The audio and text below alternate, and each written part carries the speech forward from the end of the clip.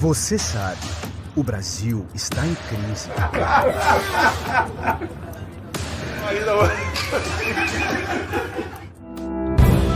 Mas isso não significa que o país não tem jeito.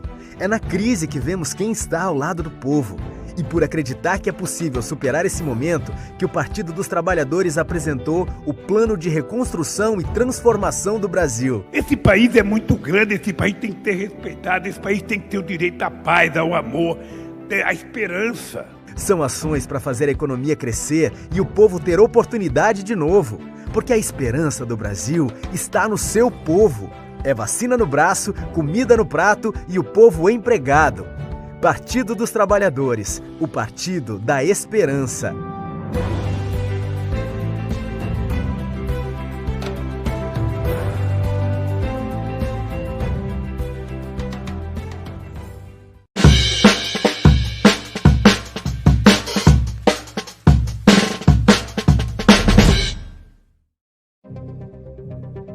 Você já deve ter ouvido falar que o Brasil está quebrado. E que a culpa de tudo isso aí é do PT. Mas você se lembra de quando o PT governou o país? Nada a ver com esse Brasil de hoje. Os governos do PT geraram 20 milhões de empregos, aumentaram o salário mínimo como nunca, atraíram mais investimento internacional, fizeram o Brasil zerar a dívida externa, crescer, distribuir renda e se tornar a quinta maior economia do mundo. Era carro novo, fogão novo, geladeira nova, vida nova, sem contar as reservas internacionais. Os governos do PT deixaram mais de 300 bilhões de dólares em caixa. É isso que tem evitado que o Brasil se afunde ainda mais. Então, toda vez que alguém falar foi o PT que quebrou o Brasil, não acredite. A verdade é que os governos do PT fizeram o Brasil crescer.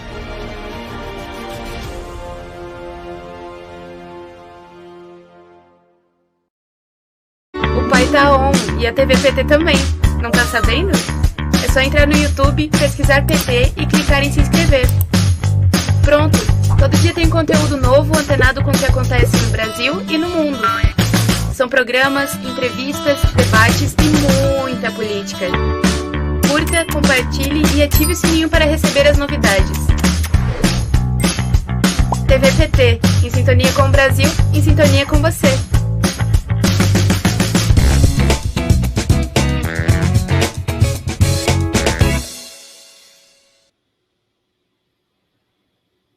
Boa tarde, meus amigos e minhas amigas da TV PT. Eu estou aqui para entrevistar o professor Fernando Haddad, prefeito de São Paulo, ministro da Educação, e que vai conversar com a gente sobre a situação do Brasil. Queria aí dar bom dia e receber o Fernando Haddad para a gente falar dessa situação que o país atravessa, as perspectivas que nós temos. Ele que é uma das grandes cabeças brasileiras, uma das cabeças do Partido dos Trabalhadores, da esquerda e mesmo da nossa academia, com certeza tem muito o que dizer aqui sobre a nossa situação e como sair dela. Bom dia, Haddad, como é que você está? Bom dia, Paulo, uma satisfação estar com você, com os amigos da TV PT. Espero que a gente possa ter um papo reto aqui sobre o Brasil. Vamos lá, vamos sim. Olha, também espero, e acho que teremos. Eu queria começar, quando eu lembrei que a gente ia fazer essa conversa, eu lembrei do segundo turno de 2018. E lembrei que você, naquele momento, você inclusive deixou claro, inclusive em entrevistas, né, que o candidato Jair Bolsonaro não estava habilitado para governar numa democracia. Isso está registrado numa das suas entrevistas pela televisão. Essa análise não é mais uma análise, é um fato. Nós estamos vivendo isso, nós estamos vivendo um presidente que não tem habilidade com a democracia, que não está pronto para a democracia, que aliás despreza a democracia e que prepara, na verdade, rupturas a todo momento. Eu queria que você falasse um pouco de 2018, do que nós estamos vendo hoje, e como é para você, que esteve no centro dessa luta, no centro da oposição a essa transformação terrível que estava em curso, como é que você vê isso hoje? O que você está enxergando? Como é que a gente pode sair disso aí?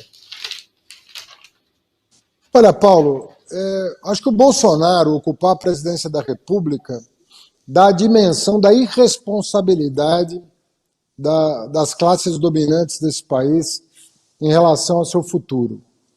Quer dizer, eles imaginaram que uma pessoa totalmente desqualificada, que nunca escondeu as suas opiniões sobre nenhum tema importante, que nunca trabalhou no Congresso Nacional por causa nenhuma, que nunca fez um discurso, que nunca relatou um projeto de lei, que nunca presidiu uma comissão, que só pensou em rachadinha durante 28 anos, angariar recursos ilícitos dos seus gabinetes, dele e dos filhos, para acumular patrimônio imobiliário, imaginaram que essa pessoa poderia governar um país das dimensões do Brasil. Evidentemente que, quando você toma uma decisão irresponsável como essa, você fala assim, não, nós vamos manietá-lo, né, nós vamos comandá-lo pelo Guedes, pelo mercado financeiro, e 4 anos passam logo, daqui a pouco está tudo bem. Essa ilusão que se tem quando se é arrogante em relação às dificuldades de governar um país. Na verdade, quando já estava tudo indo muito mal, os ministérios estavam sendo destruídos e vêm sendo destruídos, Ministério da Educação, Meio Ambiente, Cultura, Relações Exteriores, Ciência e Tecnologia, Saúde e por aí afora.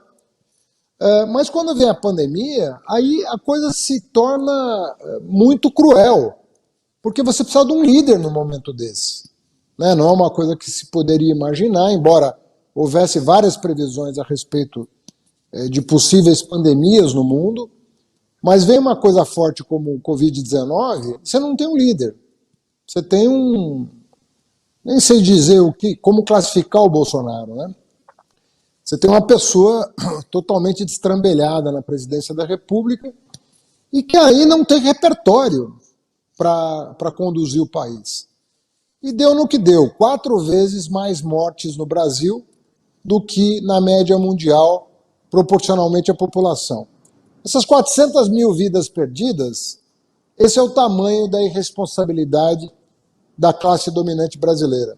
É o retrato do que pensa a classe dominante em relação ao Brasil. Muito bem, gostei dessa colocação, chamando a responsabilidade, não é só o Bolsonaro não se fez, ele foi feito, eu acho isso muito importante. E hoje nós estamos vendo o resultado disso aí, né? Ontem começaram a falar de comissionamento na CPI, a CPI que, enfim, está investigando, querendo saber a origem dessa tragédia que nós estamos vivendo. Já surgiu a palavra comissionamento, que é sinônimo de suborno, que é sinônimo de graxa, que é sinônimo daquela coisa assim, que é a pior parte da política, a pior parte da nossa tradição, e que a gente está vendo. Tivemos a pandemia, as mortes já vão chegar em breve em 600 mil, mas a questão é a corrupção. Aquela que ele prometeu, que ele anunciou que ia acabar, aquela que ele jogou contra o Partido dos Trabalhadores e jogou contra a classe política, apareceu de uma maneira feia ontem. Né? Está aparecendo de uma maneira feia. Inclusive com militares envolvidos, 8 coronéis, né, colocados nisso aí. Como é que você está vendo isso? Como é que você vê essa intervenção, a questão da corrupção, a corrupção que envolve setores das Forças Armadas? Como é que você vê isso? Qual é o saldo que dá para tirar disso? Paulo, o que um homem público pode prometer em relação à corrupção? O que é verossímil prometer? O que é crível prometer? Você pode prometer que você não vai se envolver com nenhum ato de corrupção, isso você pode prometer. E você pode prometer também que você vai fortalecer todos os órgãos de controle, todas as instituições voltadas para o combate à corrupção. Você pode fortalecer COAF, Receita Federal, Polícia Federal, Controladoria Geral da União. Você pode fortalecer Ministério Público, o Poder Judiciário. Tudo isso está na alçada de um homem público. Ele não se envolver em atos de corrupção e ele fortalecer todo o aparato de combate à corrupção, inclusive do ponto de vista do aperfeiçoamento da legislação. Foi exatamente o que o PT fez. Os governos Lula e Dilma fizeram mais do que qualquer outro governo no fortalecimento dessas instituições, na autonomia que foi dada a essas instituições, no aparato tecnológico, carreira que foram dados a essas instituições e o aparato legal, delação premiada, lei anticorrupção, tudo isso foi feito durante os nossos governos. O que o Bolsonaro está fazendo? Desde o primeiro dia ele está desmontando o aparato contra a corrupção. O Ministério Público subserviente, Polícia Federal, troca de comando, inclusive de superintendências, para proteger amigos e filhos. COAF mudou de lugar. Moro demitido porque tinha voo próprio, queria concorrer à presidência e não queria, não queria deixar escapar o filho do presidente, que está atolado em irregularidades. Você vai vendo um desmonte do aparato de combate à corrupção. E você não pode, assim como tem civil corrupto, tem militar corrupto. Porque toda instituição, toda ela, seja um partido, um clube de futebol, uma igreja, vai ter um percentual de pessoas que vão fazer coisa errada. Se o aparato de combate à corrupção tiver de prontidão, você vai pegar. E no caso do Centrão, pega mais fácil porque eles não têm a menor cerimônia para fazer o que fazem. E é a primeira vez que o Centrão assume, não é um ator do adjuvante do governo, como sempre acontece. O Centrão hoje é o ator principal. O Arthur Lira é o ator principal. Ciro Nogueira, ator principal. E assim por diante. Esses caras é que estão dando lastro para o governo Bolsonaro. Aí você vai dizer, não, mas o Centrão participa de todos os governos. Como ator principal, nunca. E mesmo como ator coadjuvante, dava muita dor de cabeça. Eu acho que esse país deveria ter o juízo, né, de nas próximas eleições, jogar o Centrão para oposição definitivamente.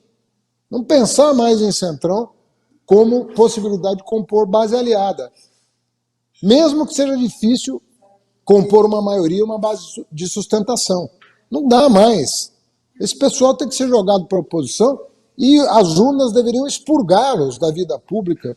Eles não têm a menor condição de gerir. Agora, segundo relatos da CPI, juntou a máfia antiga com a máfia nova.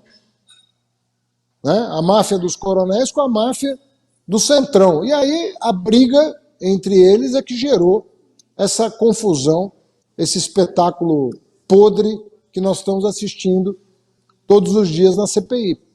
Não podia dar outra coisa. Né?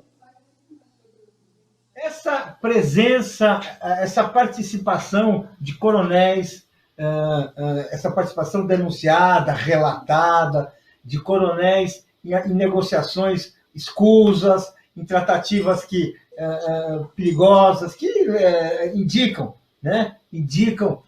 a participação na corrupção, em atos de corrupção. Isso surpreende você? Ou isso lembra aquelas histórias que você, que participou da resistência ao regime militar, de que já havia desvios, que havia oficiais envolvidos em escândalos, seja o escândalo Delfim, CAPEM e outros casos assim, que frequentaram também a ditadura, eram proibidos pela censura, e a população não ficava sabendo por causa da censura.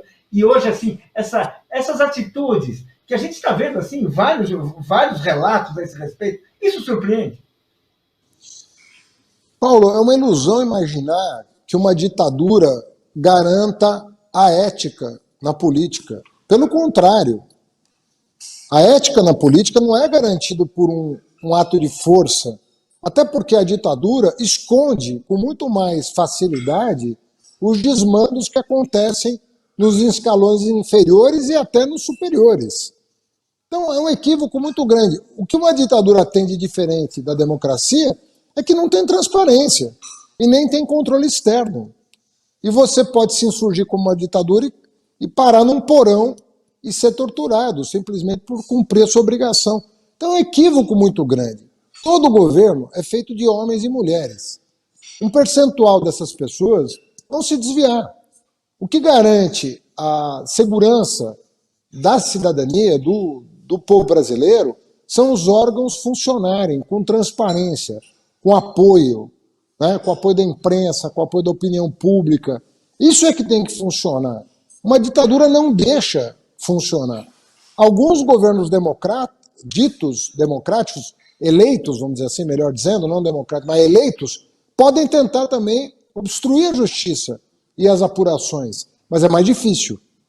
Numa ditadura é muito mais fácil você obstruir a ação da justiça do que numa democracia, embora um governo eleito possa também estar mancomunado com a corrupção. O que existe hoje no país é um governo que é a expressão do centrão. O Bolsonaro foi do PP a vida toda, foi base da ditadura militar a vida toda. Por que ele ia mudar na presidência da República? Então, essa é a ilusão que o país viveu. Quando eu digo país, eu não estou falando do povo de boa fé que votou no Bolsonaro sem saber no que estava votando, porque criaram um ambiente de ódio e discórdia, né, em que ele parecia uma solução. Mas as classes dirigentes desse país sabiam quem era o Bolsonaro. Não é novidade para ninguém quem é o Bolsonaro. E colocaram ele simplesmente na presidência da República. Não é em outro cargo. Então, é um drama que a família brasileira está vivendo hoje. E esse pesadelo podia terminar logo. Faz mais de um ano que nós pedimos, protocolizamos o primeiro pedido de impeachment, junto ainda ao Rodrigo Maia, presidente da Câmara. São mais de 100 pedidos de impeachment feitos. Eu próprio entrei com uma ação judicial junto ao Supremo Tribunal Federal, junto com o deputado Rui Falcão, justamente para que o Supremo desse prazo para o Arthur Lira ou bem arquivar os pedidos, que talvez seja o que provavelmente ele vai fazer, mas pelo menos tira da mão dele a faca no pescoço do orçamento, que está drenando o dinheiro da saúde e da educação para destinos desconhecidos, né, como essas máfias que estão operando no governo, ou então processa um pedido de impeachment e vão votar. Vamos ver quem é a favor, quem é contra o pedido de impeachment. No mínimo, vai ser pedagógico saber quem dos 513 deputados está ainda do lado do Bolsonaro. Nós iremos ver um debate sobre impeachment no Congresso, porque nós sabemos assim que não faltam razões, certamente não faltam razões para esse debate ocorrer. Não é à toa que são mais de 100 pedidos, é realmente uma situação muito séria, basta assim, ler os jornais para saber isso. Você acha que existe chance da gente conseguir debater o impeachment, colocar na pauta? Isso depende da mobilização popular, da pressão popular. É uma coisa que tradicionalmente se aponta como muito grande. Você acha que podemos caminhar para isso? Estamos caminhando para isso? Olha, eu acho que as manifestações estão crescendo e o apoio da opinião pública ao impeachment também está crescendo.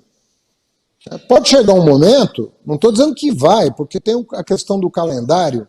A gente sabe que o calendário no Brasil, recesso parlamentar, daqui a pouco estão votando orçamento, já estão votando LDO, essas coisas vão emperrando. Mas nós temos talvez uma janela de oportunidades, até outubro, por exemplo, de pressionar o presidente da Câmara a aceitar. Eu acho que depois começa a complicar, porque aí a gente entra no último ano. Entre outubro desse ano e outubro do ano que vem, são os 12 meses prévios à eleição. Então vai ser muito difícil a gente conseguir. Mas nós temos ainda uma janela. E eu acho que com as manifestações de rua e com o apoio da opinião pública expresso em pesquisas, né, que já dão a maioria a favor do afastamento, nós teríamos condição. Aí, a segunda pergunta, temos condição de aprovar o impeachment? Paulo, o Trump resistiu a 2 pedidos de impeachment, a 2 julgamentos. Nenhum dos 2 passou, mas ele perdeu a eleição. Foi um elemento crucial para ele perder a eleição, a informação sobre o que ele fez. Ou seja, você dá a público o descalabro que foi o governo Bolsonaro. O que a CPI, de certa maneira, já está fazendo, mas não tendo o próprio Bolsonaro como alvo. que é o objetivo do impeachment, fazer com que ele responda pelos crimes que cometeu, e não apenas os seus subordinados, que estavam ali simplesmente cumprindo as suas ordens. Essa turma que está sendo pega aí com a boca na botija, eles são pessoas que estavam cumprindo ordens. Quer dizer, o chefe não vai ser julgado? Você fala, uma questão que você fala, que está permanente e corretamente presente na sua argumentação, é a postura das classes dirigentes brasileiras. A postura da elite, aquilo que o Emicida chama de burguesia, que eu acho assim que é uma coisa assim magistral, colocar essa questão de classe aí bem claramente, em termo burguesia. Agora, tem uma questão que eu não sei, que é chocante. No último Datafolha, aquele que mostra assim, o apoio, o desencanto da população com o Bolsonaro, a maioria querendo o fim do Bolsonaro, a maioria... Quando fala do empresariado é o único setor da sociedade brasileira que, de forma significativa, mudou de opinião. Mas ele mudou de opinião assim, em abril de 2020, ou seja, após o primeiro ano do governo Bolsonaro, 37% aprovavam o governo Bolsonaro. Em julho de 21, 49%. A gente vê uma elite de costas para o país. Assim, eu vou dizer, quem tem uma opinião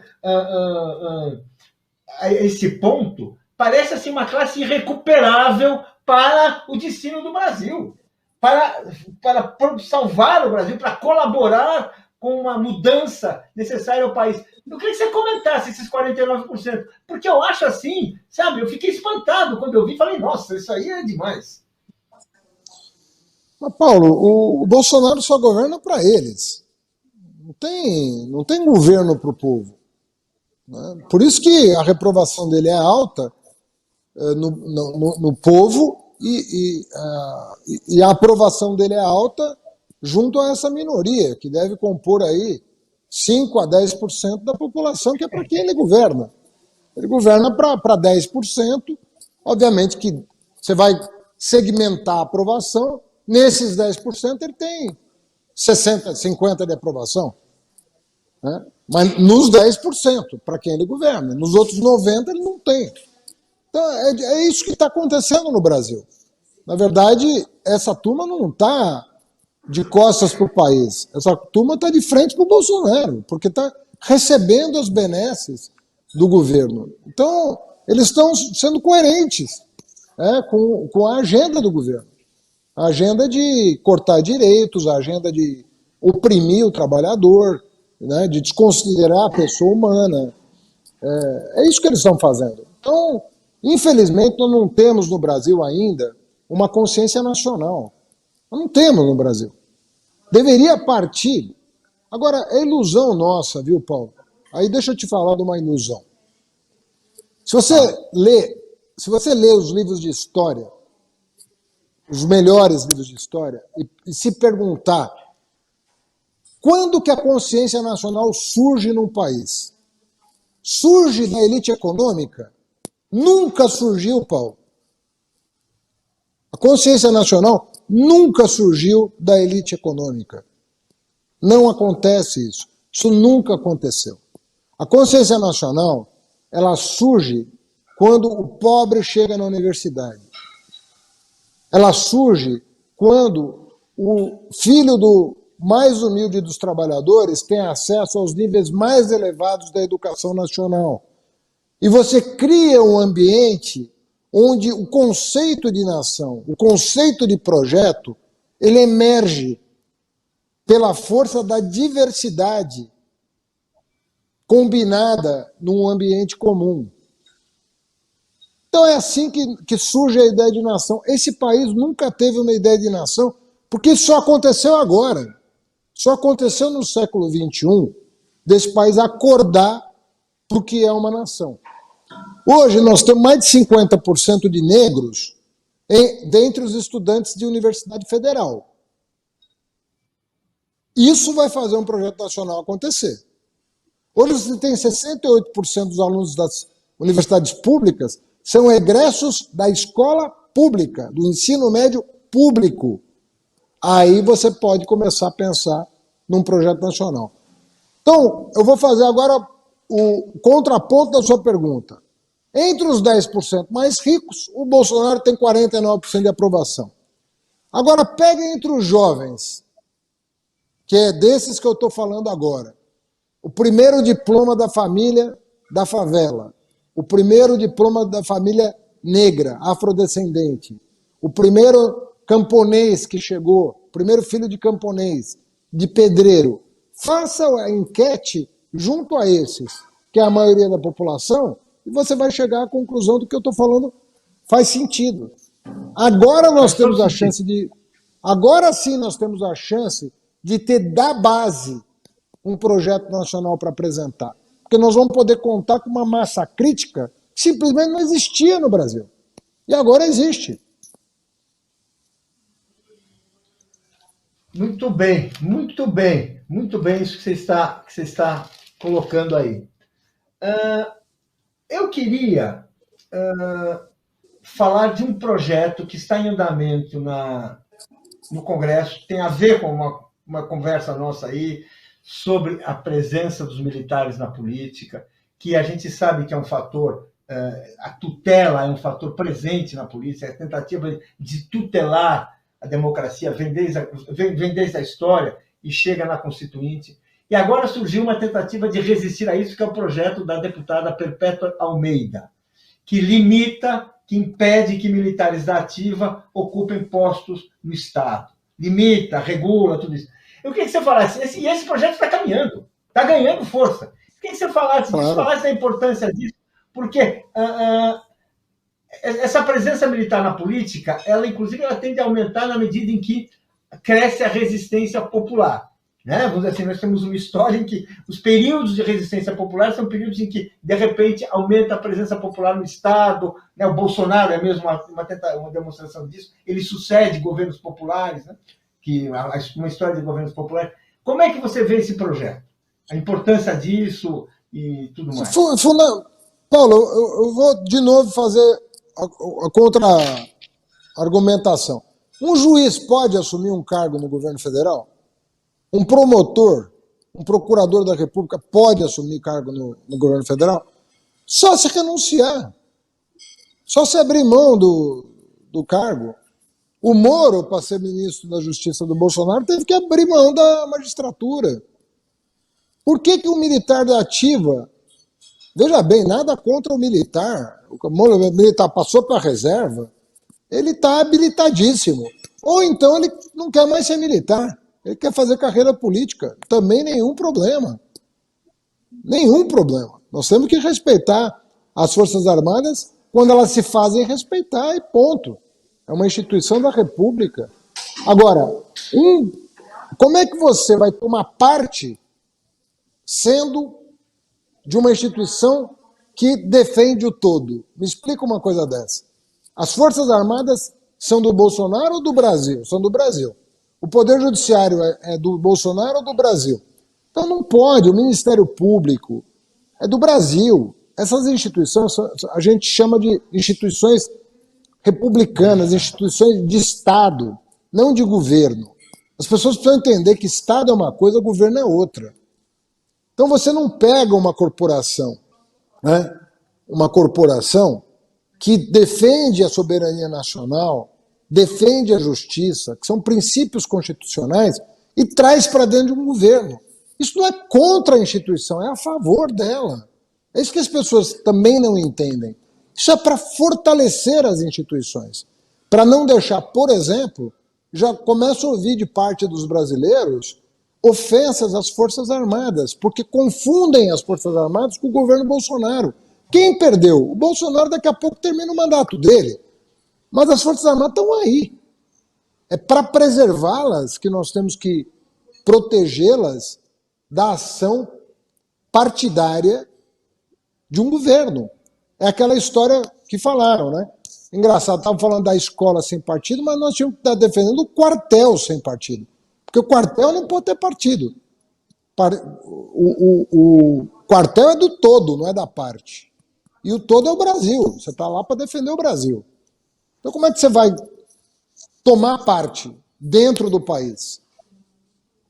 Vai se tornar uma facção.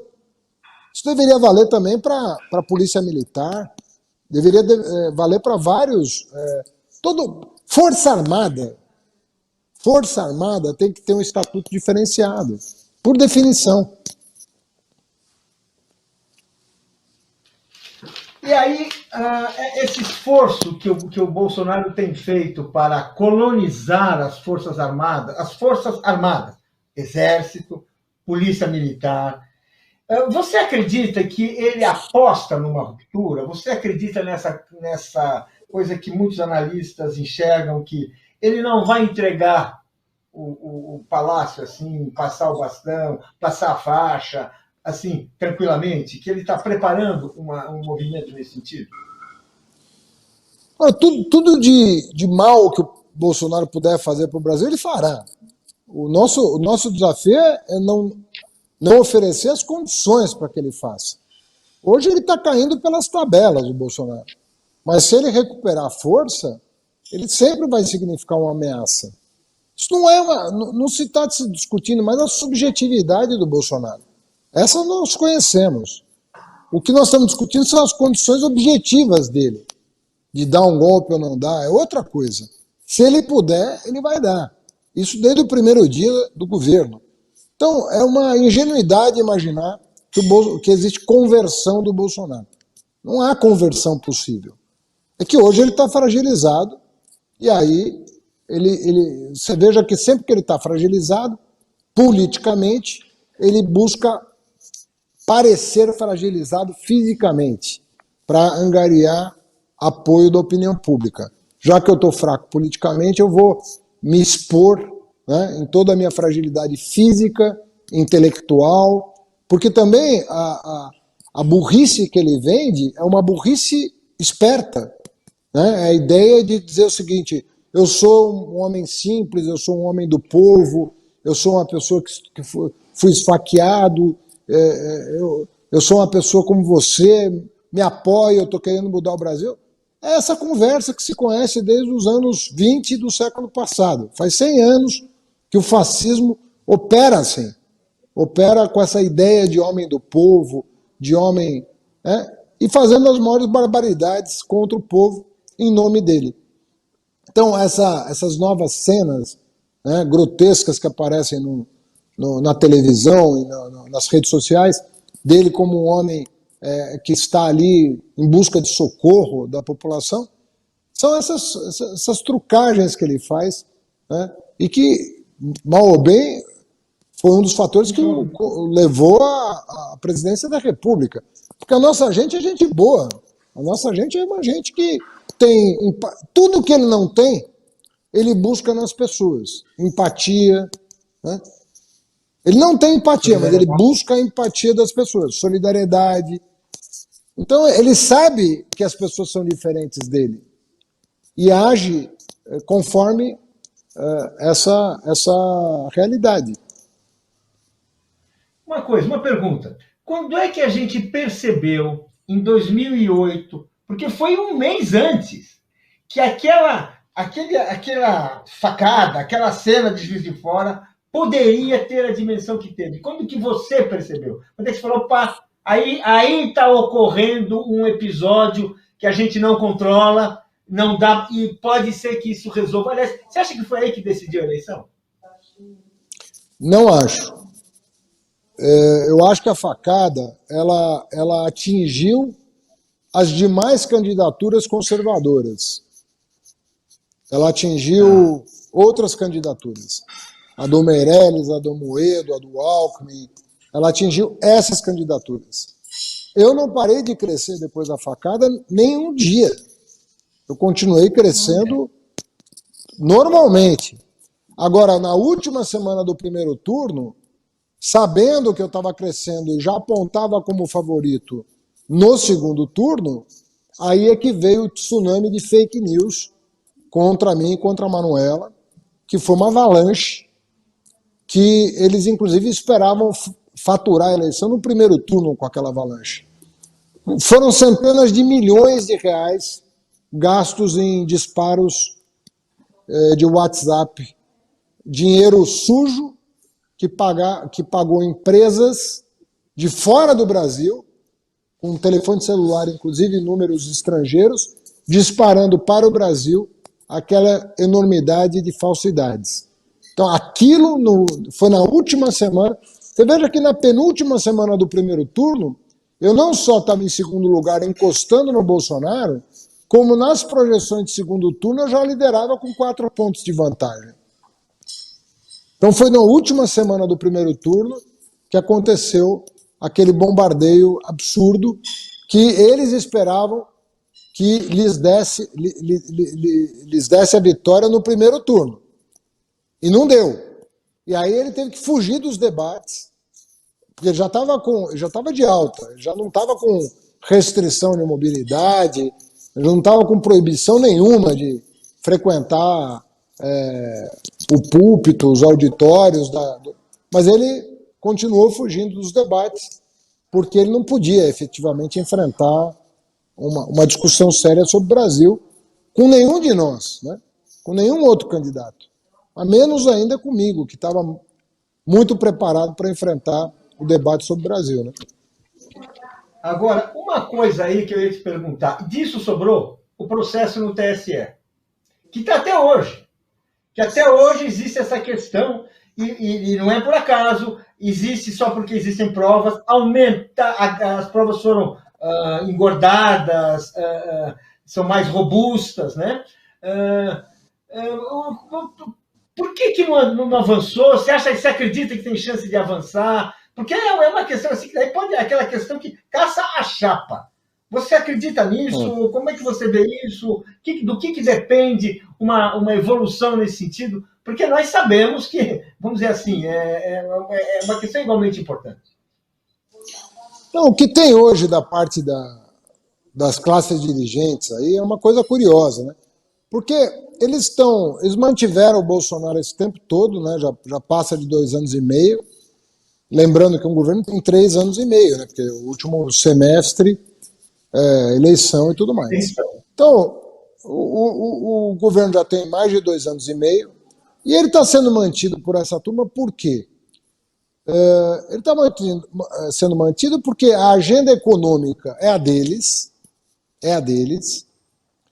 e agora, qual é o risco que o Bolsonaro corre?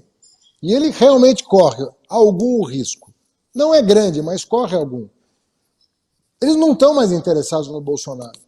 Agora eles estão interessados em derrotar o Lula. Então a chave na cabeça deles já mudou completamente. Então, eu te afirmo isso com a maior convicção. Se o Bolsonaro cair, não tem nada a ver com o Bolsonaro. Nada a ver com o Bolsonaro. Da parte da esquerda, que defende há 1 ano o impeachment, tem. Mas da parte deles, que vão se somar para aprovar o impeachment, tem nada a ver com o Bolsonaro. Tem a ver com o fato de que eles não veem jeito de vencer o Lula com o Bolsonaro na presidência. Hoje, pode ser que esse quadro mude. Então não é patriotismo, nacionalismo, defesa da ética, não tem nada a ver com isso, pô. É um cálculo matemático. Olha, para derrotar o Lula, o Bolsonaro não tem força hoje para derrotar o Lula. Vamos arriscar uma terceira via. Arriscar, porque é um risco, né? Porque é um risco, né? É um não, risco. Né? A surpresa deles é que vão perder com a terceira, com a quarta, com a quinta, com a sexta via. Não tem, é uma ilusão da parte deles. O melhor que eles tinham a fazer, se eles tivessem, né, algum estofo intelectual, era compor com o Lula. Compor com o Lula para salvar o Brasil. Sabe?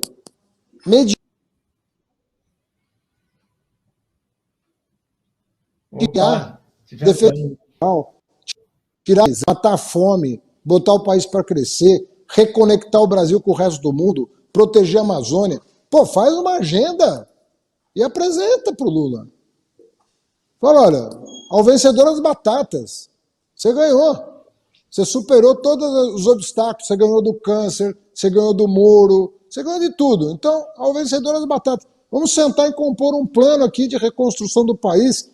Vamos fazer uma negociação de alto nível, transparente, com o povo participando. Vocês dizem o que querem, a gente diz o que quer, vamos chegar e vamos botar uma agenda para andar. Só a reconexão do Brasil com o resto do mundo já traria um impacto extraordinário. Então, se esse povo tivesse estofo intelectual, não estaria pensando nessa matemática chula de vamos tirar ele porque aí a gente derruba o outro, sabe? Porque é sempre uma visão instrumental do processo político e não uma visão de projeto nacional, de dar atenção às pessoas, de verificar o que é melhor para o país. É isso que eles deveriam estar fazendo. Mas você não acha que é meio um destino dessa elite, dessa burguesia, essa mediocridade, esse pequeno, é uma coisa que ela nunca conseguiu assim saltar, dar um salto ideológico para entender que ela podia pensar um país, o Brasil poderia ser um país de grandes dimensões na América do Sul. Sua vocação na América do Sul, por exemplo, jamais foi... Agora, ela escolheu ela acabou se virando assim, pelo pequeno, pelo egoísmo, pela exploração ali. Assim, a última abolir a escravidão, né? A última abolir a escravidão. Mas será que não... Será que nunca vão aprender também com isso? Nunca. Quer dizer, por isso que eu botei um grande se. Se tivessem estofo, se tivessem estofo intelectual, se tivessem um mínimo de cultura, se conhecessem um mínimo de história, se tivessem a menor compaixão com quem está sofrendo. Era isso que deviam fazer. Era outra coisa. Mas aí você vê, hoje eles acham que o Bolsonaro... Hoje eles são os únicos que aumentou a aprovação do Bolsonaro. É chocante. É chocante. Tinha que estar reprovando. Se tivesse alguma consciência nacional aqui, tinha que estar reprovando. Tem que perceber que o seu filho não vai estar bem. E é por isso que essa terceira via está iludida. Está iludida. Qual é a base de apoio da terceira via? O povo está com o Lula, a elite está com o Bolsonaro, sobrou o quê para a terceira via? Entendeu? Não tem. Eu sempre, sabe que eu dou aula de ciência política, como você sabe. Eu sempre, quando me pedem análise de conjuntura, eu sempre parto de um número. Falo, olha, não existe mais do que 100% dos votos. Só tem 100%. Não tem mais que 100%. A terceira via quer que tenha 120, para sobrar 20 para ela. Não tem. Tem 100. Não vai. Tá certo. Tá certo. Olha, vamos falar uma coisa que eu queria falar, que é Cuba. Queria falar com você, mudando um pouco de assunto, mas é uma situação que está aí, esses protestos. Eu queria saber, tem o bloqueio de Cuba, que é uma questão histórica, é um crime, na minha opinião, eu creio que você concorda, contra um povo, esse bloqueio a Cuba que estrangula qualquer chance de desenvolvimento. Agora, você é autor de um livro escrito há 20 anos atrás, chamado O Sistema Soviético, e que você faz ressalvas ao modelo de economia dos chamados regimes socialistas. Então, eu queria que você falasse da importância de combater o bloqueio e que expusesse um pouco essa sua opinião, que é uma opinião foi bastante elogiada na época. A Leda Paulani escreveu um artigo dizendo oásis de ideias para o seu livro, elogiando assim bastante. A Leda Paulani, economista de esquerda, muito culta, erudita. Então, eu queria que você falasse um pouco tanto dessa questão aí do bloqueio, que é importante, e também dessa economia dita socialista, o que é, o que não é, como é que funciona isso, o que você acha hoje disso? Tá. Bom, Paulo, eu escrevi o livro, tinha 26 anos, portanto faz 32 anos, não faz 20. Exatamente. Faz 32 anos. Né? E eu escrevi aquele livro no ano que caiu o Muro de Berlim.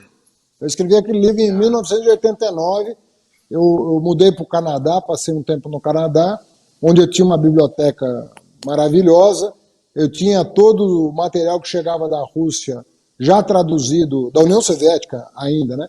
Já traduzido do russo para o inglês, né? Então eu tinha um laboratório ali de primeira grandeza para poder fazer minha pesquisa. E eu, na verdade, sempre tive muito problema com toda solução autoritária, todo regime autoritário de direita, de esquerda. Eu nunca comprei a tese de que você precisa do autoritarismo para garantir que uma sociedade possa se desenvolver. Agora, feita essa lembrança, eu queria dizer uma coisa importante. Cuba é um caso muito singular. Cuba é um caso muito singular, porque a revolução em Cuba, ela não foi socialista num primeiro momento. A revolução em Cuba, ela visava derrubar um ditador que estava oprimindo o povo fazia décadas, libertar o povo dessa ditadura e colocar o país para funcionar. Então ela começa como uma grande notícia para o mundo. Acontece que os Estados Unidos não aceitaram aquilo. Não aceitaram a independência de Cuba.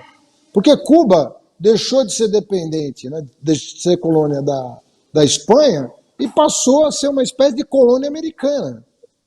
E os americanos não queriam que Cuba fosse independente do sistema americano. Da Espanha, tudo bem. Eles próprios estimularam, né? No caso das Filipinas, por exemplo, né? Que era outro país que estava sob o jugo da Espanha e que depois passou a estar sob o jugo dos Estados Unidos. Eles queriam que acontecesse o mesmo com Cuba. Só que Cuba fez uma revolução e disse, nós não vamos ser quintal de ninguém, nós vamos ter o nosso próprio destino.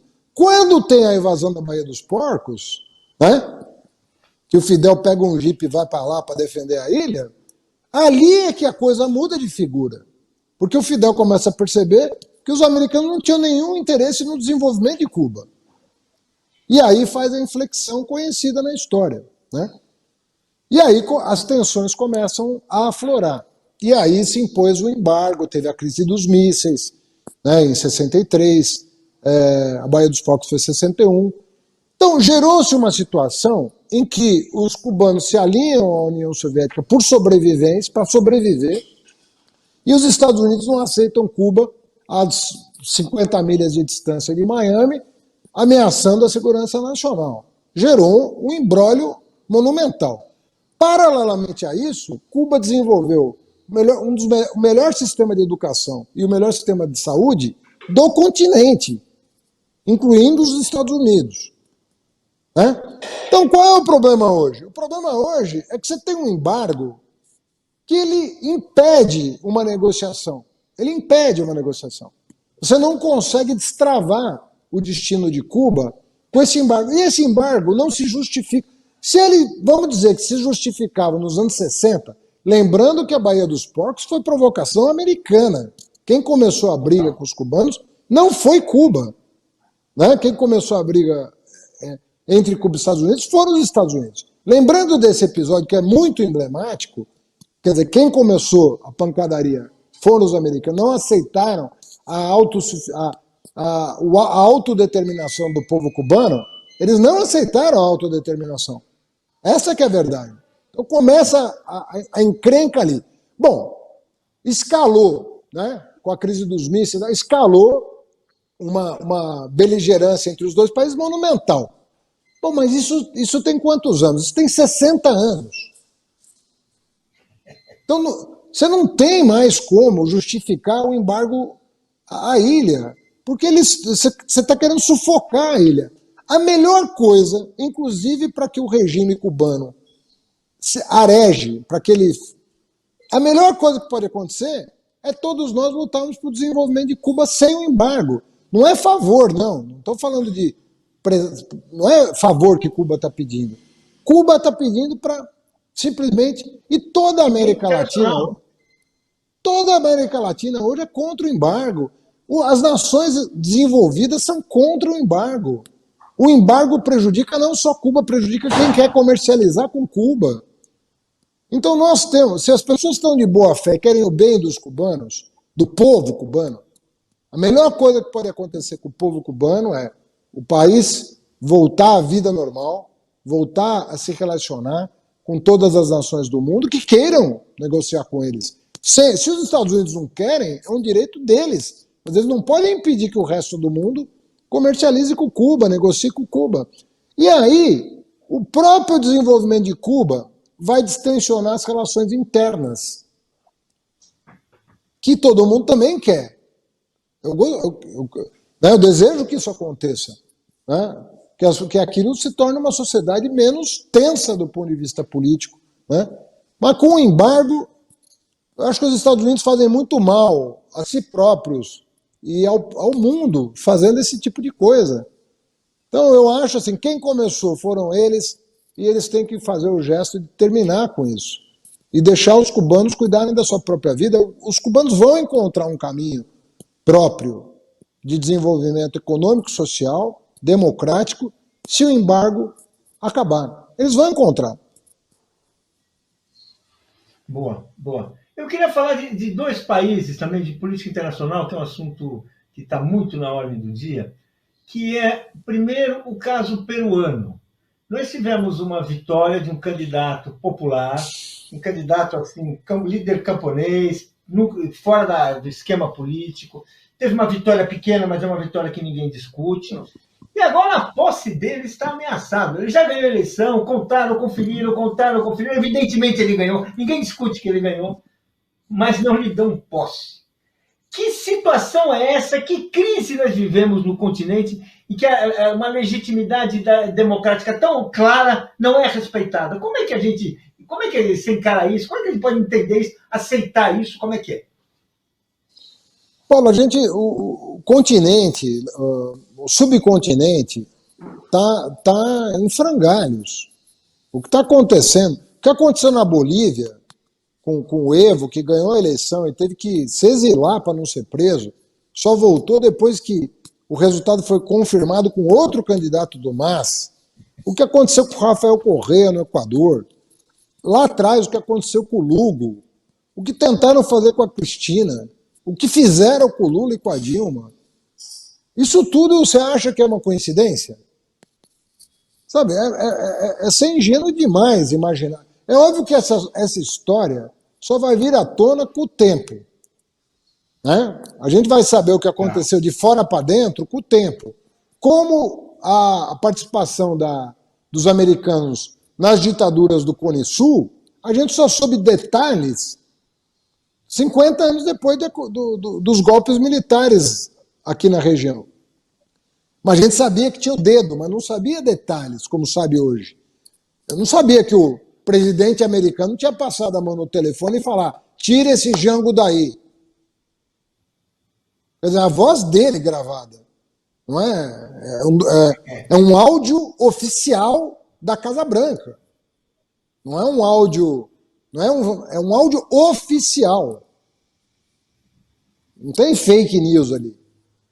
Como é que um presidente dos Estados Unidos se acha no direito de dizer: tira esse homem daí?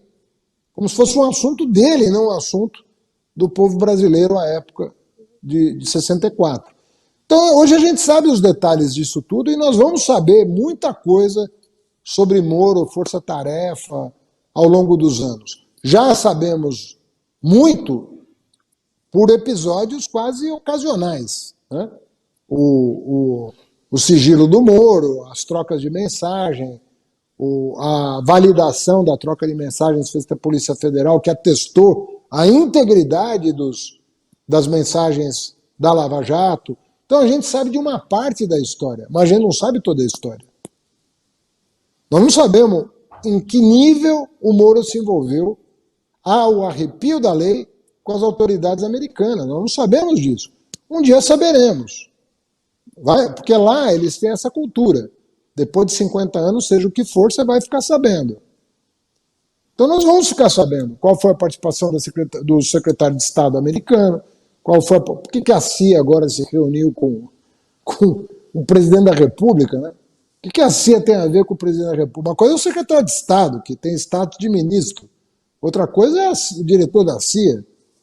É a mesma coisa que imagina se o Biden recebesse o diretor-geral da Polícia Federal lá, no gabinete. Você ia falar, pô, o que está acontecendo ali, né? Agora é engraçado que aqui nem a imprensa estranhou muito, né? Eu falei, uma coisa aqui entrou. Mas imagina você o diretor-geral da Polícia Federal Brasileira sentado na cadeira do lado do Bush, do Biden. Pô, mas o que está acontecendo? Uma conversa que ninguém sabe o que eles falaram, né? Uma conversa que não tem sequer um comunicado oficial, assim, relatando o que foi feito. Não, mas mas, Paulo, é o que eu estou te falando, é uma cena em si. Não precisa ter comunicado. A foto é estranha.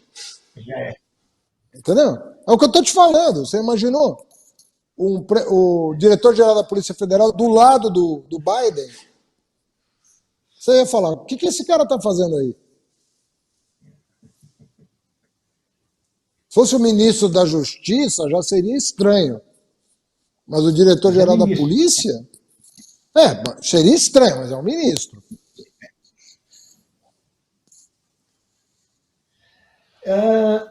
Me diga uma coisa, e a importância, como é que você vê a candidatura Lula?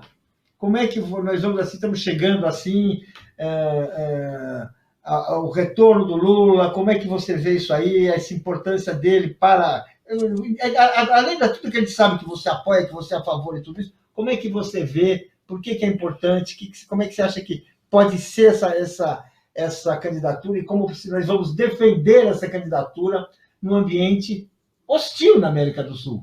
Que, como você falou, a América do Sul eu vou dizer que está de pernas para o ar. Presidentes são eleitos e não tomam posse. Essa é a última novidade. Sem falar presidentes depostos, né, e tudo isso. Como é que a gente vê essa candidatura nessa conjuntura, nisso aí? Como é que você vê, de que maneira ela já pode ser defendida desde já? Olha, Paulo, eu acho o seguinte, quando você está na situação que o Brasil está, você escala o melhor craque que você tem. E o Lula é a pessoa mais gabaritada. Sabe o que o Lula vai ganhar para nós? Você fala assim, pô, mas não tem ninguém entre os 200 milhões de brasileiros que pudesse ser presidente e não ser o Lula? Possivelmente tem alguém capaz. O problema não é esse. O problema é que ninguém tem a experiência dele para esse momento. Ninguém tem a experiência do Lula para esse momento. Se eu fosse eleito em 2018, não haveria problema, porque o Brasil não estava na situação atual. Percebe? Hoje o Brasil está precisando de uma pessoa com uma senioridade a mais elevada possível. Essa pessoa é o Lula, hoje. Talvez, em outra situação, talvez ele nem se apresentasse. Você sabe que o Lula tinha o plano de fazer do Eduardo Campos vice da Dilma para ser o candidato a presidente em 2018 de todos nós, inclusive do PT. Era um sonho que ele tinha. Chegou a externar isso. Eu vi isso. Era. Não, era, e eu ouvi ele falando isso com a esposa do Eduardo Campos. Não é que eu ouvi ele contar na frente da esposa do Eduardo Campos.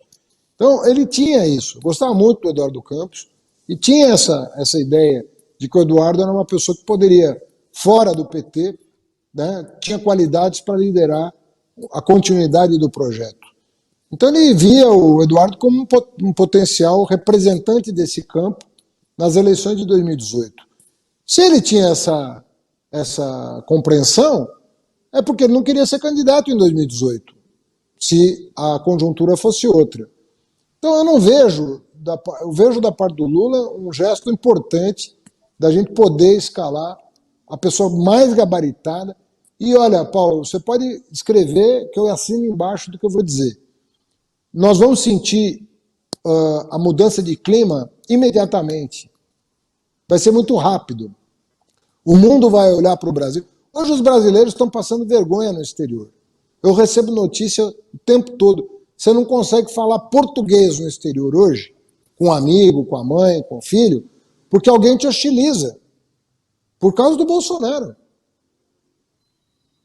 Hoje há muitos brasileiros sendo hostilizados no exterior, são reconhecidos por estar falando português, né? Então as pessoas reconhecem, por causa do Bolsonaro. Ele é uma vergonha internacional. Né? É um páreo internacional, como se fala. E o Lula destrava isso antes da posse, percebe? Porque aí você Comunidade científica, se repactua. Comunidade artística, se repactua. Comunidade educacional, se repactua. Ambientalistas, se repactua. Se repactua tudo isso antes da posse. Relações exteriores, União Europeia, BRICS, África, Estados Unidos, América do Sul, se repactua. Tudo isso vai acontecer muito rapidamente. Quem tem experiência no setor público sabe do que eu estou dizendo. É rápida, a reação é rápida. Isso vai poupar meses de trabalho, entendeu? Para todos nós. Muito bem. Eu gostaria que você falasse um pouco sobre o dia 24, aqui no encerramento. Dia 24 é a próxima manifestação pelo impeachment do Bolsonaro, é o Fora Bolsonaro. Eu queria que você falasse a importância dessas mobilizações que estão, assim, já abriram um novo período, já deram, e que tendem, assim, a marcar esse momento em que as pessoas estão indo à rua para realmente afirmar a vontade, deixar claro que não querem ser tratadas como gado e não são gado, e que estão, assim, abrindo um novo momento aí. Qual a importância disso para você? Você pretende estar lá? Como é que, enfim... Não, eu fui das 3, eu fui em 2, né, nas 2 últimas. Tá. E você sabe, né? Eu não fui na primeira porque eu estava há poucos dias de ser vacinado. Aí eu falei, pô, eu não dei mole para esse vírus durante um ano, né? Vou dar mole na última semana, pô. Eu estava para ser vacinado. Muito bem. E você sabe que quando você está para ser vacinado, o nível de ansiedade aumenta muito mais do que quando você está longe da vacina, né? Porque você fala, pô, agora está chegando, agora que eu não posso pegar essa doença de jeito nenhum. Lembrando que, pô, eu acompanhei pessoas que poucos dias antes da vacina não resistiram à Covid. Então, contraíram, conheço. Então, aquilo dá um pânico. Você fala, pô, depois de um ano cuidando de todo mundo que eu posso e tal. Então, mas eu fui nas 2 últimas, devo ir no dia 24, e eu acho o seguinte, eu falei para você, acho que nós temos uma janela que está se fechando, que vai até no máximo setembro, outubro desse ano. Então nós temos que botar toda a força do mundo para conseguir arrancar do Arthur Lira, no mínimo, a votação. Porque a votação em si, como é voto aberto, vai ser muito pedagógico para a população saber como pensam os deputados. Quem vai se omitir, quem vai votar a favor do Bolsonaro, quem vai votar contra. E isso tudo vai qualificar, inclusive, na melhor das hipóteses ele sai. Mas na pior das hipóteses, muitos deputados bolsonaristas vão perder a eleição no ano que vem. Isso também será importante para o próximo governo. Tá certo. Bem, Haddad, queria agradecer a sua entrevista, foi muito boa. Estamos assim, já estouramos um pouquinho, eu queria estourar mais, mas aí a história daí não para mais. Então, Ali, se você quiser fazer uma declaração ótima assim para se despedir, dar um adeus aí, até breve, melhor dizendo, porque adeus não tem, por favor, tome a palavra e faça bom uso dela como você sempre faz. Não, Paulo, o que eu acho é o seguinte, eu estou muito mais otimista do que eu já tive, eu estou achando que nós vamos encontrar um caminho. Eu sei que a dor ainda é muito grande, mas a gente tem que olhar para frente também, olhar só para os escombros desse governo, né? É importante, porque o luto é importante. O luto de quem nós perdemos, o luto da ciência, o luto da cultura, o luto da Amazônia, tudo isso é importante. Mas, além do luto, tem as futuras gerações, para as quais a gente tem que olhar também, sabe? A gente não pode perder de vista que nós temos um grande país a reconstruir. Esse país vai responder muito rapidamente aos estímulos que forem oferecidos.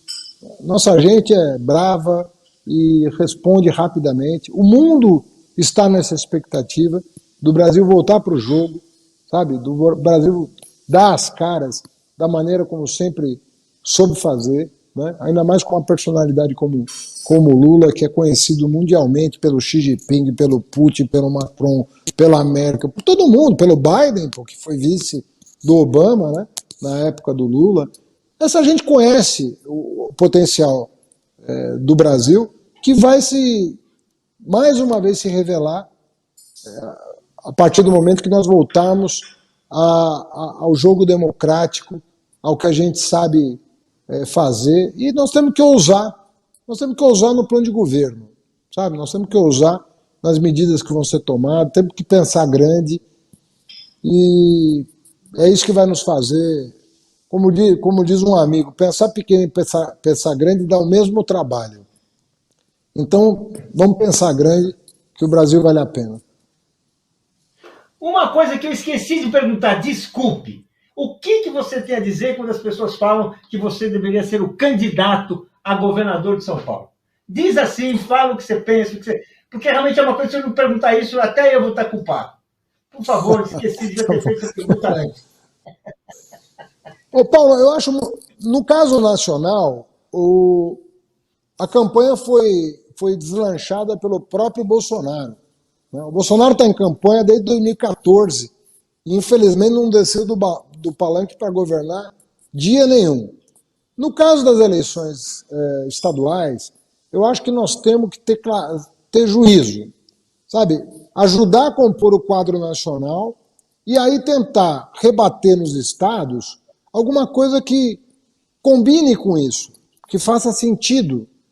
Então, eu estou procurando fazer um plano de desenvolvimento para São Paulo, no âmbito da Fundação Perseu Abramo, né? Eu sou presidente do Conselho Curador da Fundação, a Luiz Mercadante é presidente da diretoria, e nós estamos tentando, depois de fazer o plano de reconstrução do país, fazer um plano de reconstrução de São Paulo. E aí eu acho que a gente tem até o final do ano para conversar com o PSB, com o PSOL, com o PCdoB, com o PDT, para oferecer para São Paulo uma alternativa ao governo Dória. E eu acho que nós podemos apresentar uma alternativa com chances de vitória. Depois de muitos anos, eu acho que as forças progressistas do Estado têm uma real chance de vitória. Agora, se você já coloca o teu nome antes de conversar com quem quiser, você fala, pô, mas o cara já está se colocando assim, nem conversa. Então, eu acho assim, vamos sentar à mesa, nós temos tempo, entendeu? A campanha é lá para frente, tem muita coisa acontecendo, a vacinação, a renda emergencial, o desemprego, tem muita coisa acontecendo. E vamos preparar um plano de governo. Vamos sentar à mesa e discutir. Quem sabe a gente não chega num nome que possa vencer as eleições do ano que vem, né? Que componha o campo progressista aqui de São Paulo. Entendeu? Eu estou trabalhando nesse sentido. E se depender de mim, vamos ter gestão nova em São Paulo a partir de 2023. Tá bom. Haddad, queria agradecer, muito boa a sua entrevista, muito esclarecedora, respondeu a tudo, inclusive essa não resposta, mas dá para entender o porquê que tem aí, o argumento faz sentido. Pode não ser a resposta que você quisesse, mas faz sentido. É uma resposta. Desculpa, tem uma resposta. É uma resposta. É isso aí. Bem, então, até logo, até uma nova oportunidade aí. Vamos lá, então. Até. Muito obrigado, Paulo. Um abraço para todos e todas e todos. Tchau.